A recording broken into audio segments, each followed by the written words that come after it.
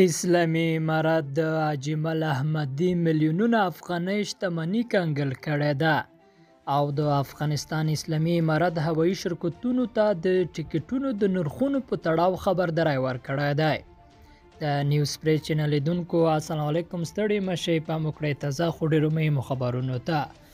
د افغانستان اسلامي امارت د افغانستان بانک د پخواني سرپرست میلیونونه افغانۍ شتمني کنګل کړې ده. د راپورونو له مخې اسلامي امارت د افغانستان بانک د پخواني سرپرست اجمل احمدي په اکاونټ کې د هغه شاوخوا 9.5 میلیونه افغانۍ کنګل کړي دي چې ویل کېږي د هغه معاشات وو او دا چې د تګ پر مهال یې پر ډالرو د یادو پیسو د بدلولو فرصت نه و موندلی نو ترې پاتې وې.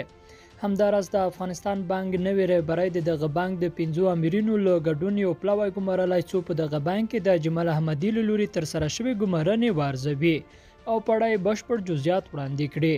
د افغانستان اسلامي امارت شک لري چې د اجمل احمدي د سرپرستۍ پر مهال په دغه بانک کې په سیستماتیکه توګه فساد او غلاوې شوې دي.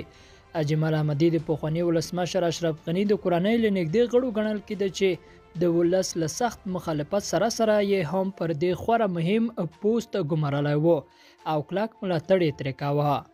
او د افغانستان اسلامي امارت هوایي شرکتونو ته د ټیکټونو د نرخونو په تړاو خبرداری ورکړی دی. د هوایي چلند ادارې له لوري په خپره شوې اعلامیه کې راغلي چې د پاکستان PIA او د افغانستان کم ایر هوایي شرکتونه باید د ټیکټونو نرخونه راښکته کړي.